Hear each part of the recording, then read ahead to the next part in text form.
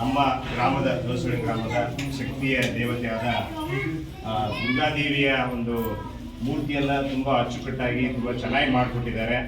ಚೆನ್ನಾಗಿ ಅಚ್ಚುಕಟ್ಟಾಗಿ ಮಾಡಿಕೊಟ್ಟು ಸಮಯಕ್ಕೆ ಬಂದು ಇಲ್ಲೆಲ್ಲ ಆ ಒಂದು ದೇವಿಯ ಮೆರವಣಿಗೆಯಲ್ಲಿ ಅವರು ಸಹಿತ ಪಾಲ್ಗೊಂಡು ಈ ಒಂದು ಎಲ್ಲ ಕಾರ್ಯಕ್ರಮವನ್ನು ಯಶಸ್ವಿ ಮಾಡಿಕೊಟ್ಟಿದ್ದಾರೆ.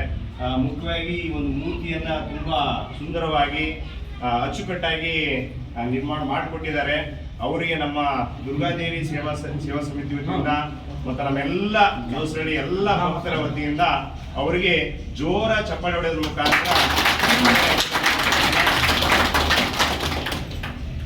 ಎಲ್ಲರೂ ಈ ಒಂದು ಸಣ್ಣ ಆಕ್ಚುಲಿ ದೊಡ್ಡ ಕಾರ್ಯಕ್ರಮದಲ್ಲಿ ವೇದಿಕೆಯಲ್ಲಿ ಅವರಿಗೆ ಸನ್ಮಾನ ಮಾಡಬೇಕಿತ್ತು. ಅವರು ಕೆಲಸದ ಒತ್ತಡದಿಂದ ಬೇರೆ ಕಡೆ ಇರೋದ್ರಿಂದ ಏನಪ್ಪಾ ಅಂತಂದ್ರೆ ಪಾಲ್ಗೊಳ್ಳಕ್ಕೆ ಆಗ್ತಾ ಇಲ್ಲ.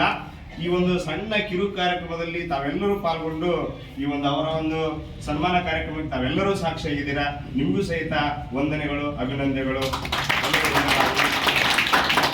ಧನ್ಯವಾದಗಳು. ನಮಸ್ಕಾರ.